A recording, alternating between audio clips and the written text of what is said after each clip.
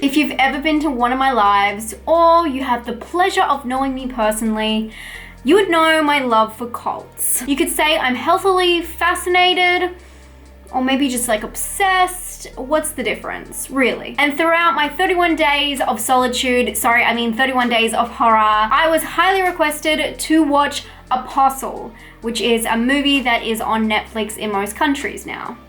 But I decided to go against that and wait until I was out of lockup, 31 days of horror, and wait to read about it then, because I obviously wouldn't get a chance. So when the ball and chain was detached from my leg, I went and read this blurb. A man is on a dangerous mission to rescue his kidnapped sister from a sinister religious cult on an isolated island. So I did what every cult-loving freak would do. I made a date with Netflix on a Friday night. I opened a bottle of wine I was saving. I lit some candles. I put on my PJs. I even bought some mid-range cheese. And I buckled up for disappointment. The film is actually based in the 19th century, a fact that I missed while looking at the blurb. But it does follow a man, his name is Thomas, and he's on the search for his sister.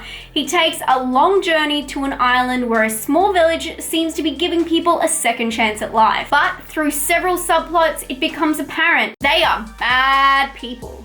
And there's a witch on the land. My main issue with this film was the eye-rolling setup. They had one-dimensional characters that were just made to be killed off so you could see just how bad these men truly were. And not to mention, if you follow cringe on Reddit, you're in for a treat because the dialogue in this film is just that. A great example of these one-dimensional characters is the young couple that are just created to show the father's anger. And the character building was very confusing in this way because it felt like everyone had a prolonged backstory besides the main character. The protagonist, who is he? We don't even know. The film bides its time on these sidestepping plots and saves all the juice for the third act. So the rest of it felt very dry and, well, boring. The film goes for over 2 hours in which there is not much progression. The story doesn't really move forwards.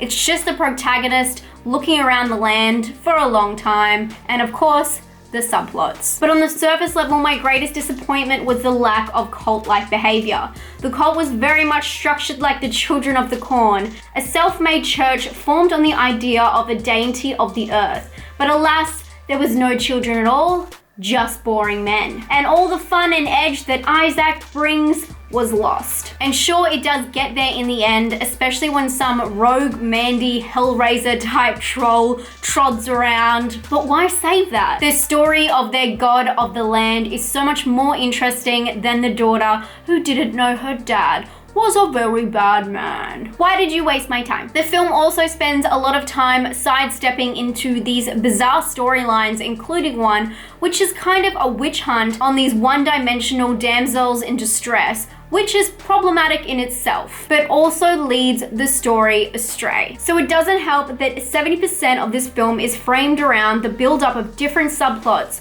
where the story is just jumping around, looking at life through everyone else's point of view but the main character. So naturally, when it comes down to the finale, it's kind of hard to care about the main character who you know nothing about but his name. And he seems doomed anyway. Obviously, this film is completely stunning and it utilizes sweeping, peaceful landscapes and eerie drone shots. But this reflects what I felt was the core of the issue: all talk and no action. I've read some really interesting reviews that say that this film is meant to be about how men's brutality is worse than any cult. And I have to agree with that. And if you want to pull that from this film, be my guest. But for me, I wanted to see a film about a cult, not a bunch of men screaming at each other and a witch in poop. And I know from reading all your reviews and getting your feedback that you guys love this film, and my opinion is not the favorite. But that just leaves me to take full responsibility for my failed date night. For I am at fault for reading this blurb and assuming that this film is gonna be a fast-paced horror about a cult rescue mission. So to make peace, I just want to say that this film is not awful. In fact, it's like a fine piece of meat, a fine piece of steak that the fat just needs to be trimmed off of.